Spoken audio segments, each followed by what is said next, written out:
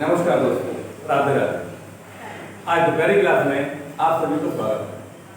आज मैं हिंदी में आप सभी विद्यार्थियों को द्विवेदी युग के बारे में बताऊंगा और द्विवेदी युग किन के नाम पर पड़ा था ये भी बताऊंगा और इनमें कौन कौन से साहित्यकार हैं, किन किन साहित्यकारों ने इनमें अपना योगदान दिया है और उनकी रचनाओं के बारे में बताऊंगा।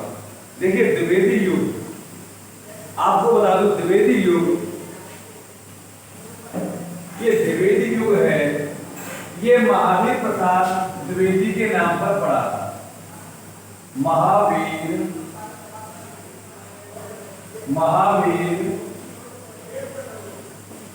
प्रसाद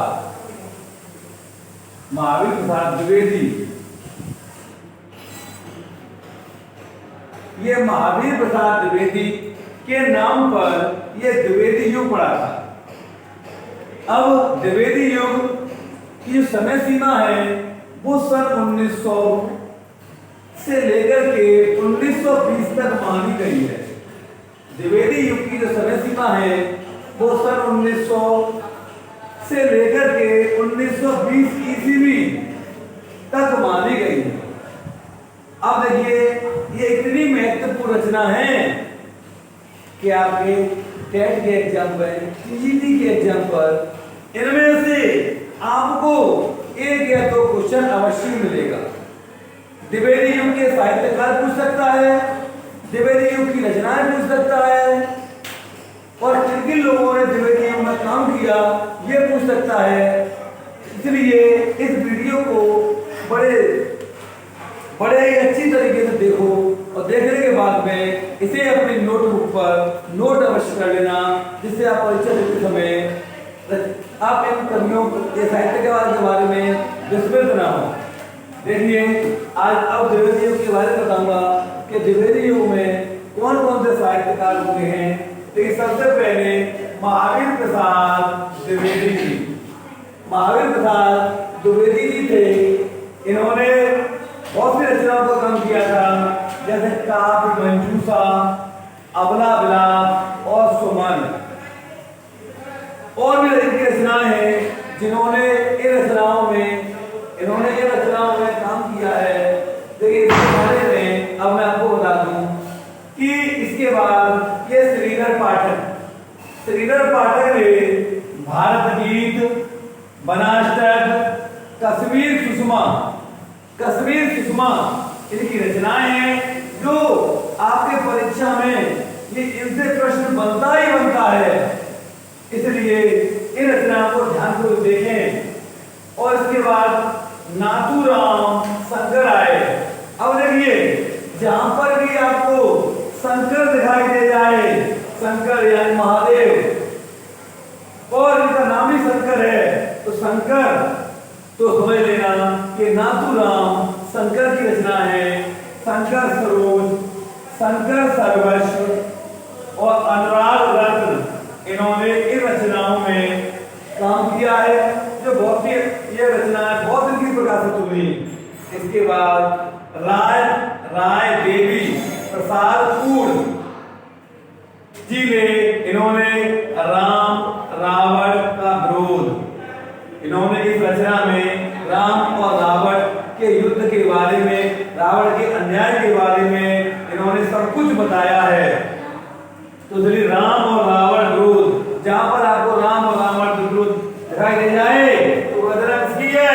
ये रचना है राय देवी प्रसाद पूर्ण की रचना है। इसके बाद ये मृत्युंजय आपको पता होगा। इस मृत्युंजय में ये भगवान शंकर का क्या है, ये महामंत्र है, जिसने मृत्युंजय का दर्शन कर लिया तो समझ लेना कि वो मृत्यु को जीत लिया। इनकी रचना मृत्युंजय है। इसके बाद बसंत वियोग। इसके बाद में यानी मैथिली शरण गुप्त जी आए। मैथिली शरण गुप्त, देखिए, ये मैथिली शरण गुप्त भारत के प्रथम राष्ट्र कवि हुए।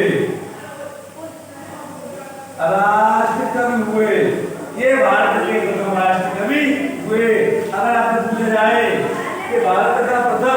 राष्ट्र कवि कौन है? तो आपको बताना होगा मैथिली शरण गुप्त जी हैं।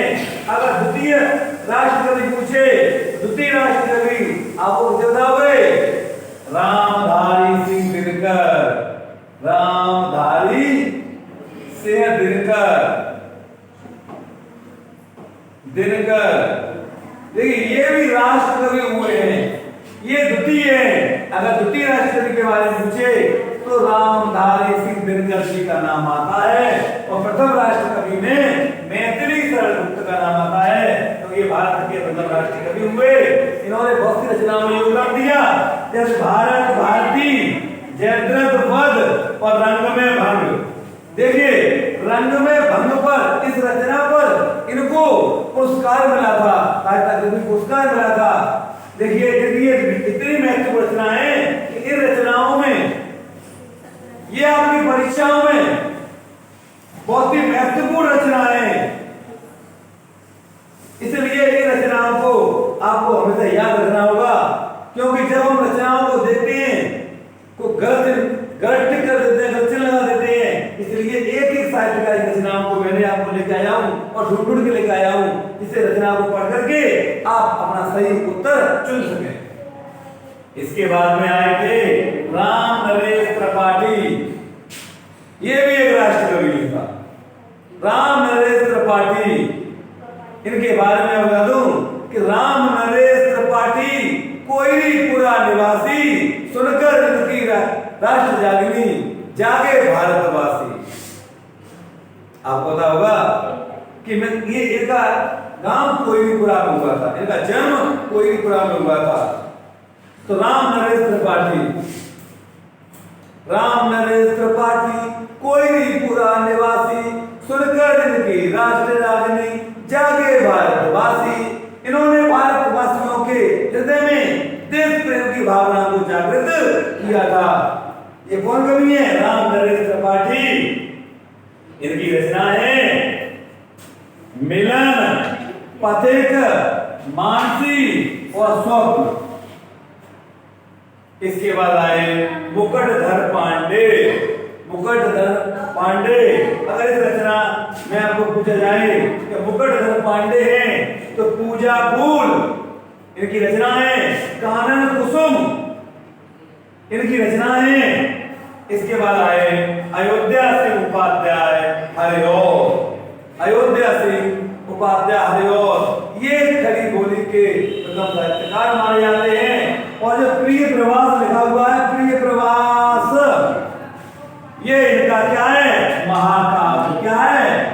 महाकाव्य। ध्यान रखना, हरिऔर जी का प्रथम महाकाव्य यही है, और खड़ी बोली का प्रथम महाकाव्य भी यही है, प्रिय प्रवास। कौन सा है? प्रिय प्रवास। इसके बाद इनकी रचनाएं प्रारंभ हुई रस कलश, वैदेही वनवास और बोलचाल, बोलचाल। देखिए द्विवेदी युग में ये महत्वपूर्ण कवियों ने काम किया है। इसके बाद अन्य और कवि हैं जिसके बारे में मैं आपको बताऊंगा। देखिए इन रचनाओं को पढ़ करके, इन साहित्यकारों को पढ़ करके कभी पूछ लिया जाता है कि द्विवेदी युग का समय बताइए। द्विवेदी युग का समय आपका यही है, यही समय है द्विवेदी युग का, 1900 से लेकर के 1920 ईस्वी तक उनका समय माना गया। आप इन रचनाओं को पढ़ेंगे और पढ़ने के बाद में नोट बुक करेंगे, और करने के बाद में आपको इन रचनाओं में से कोई प्रश्न आए आप तुरंत अपनी परीक्षा में सिलेक्ट कर देंगे।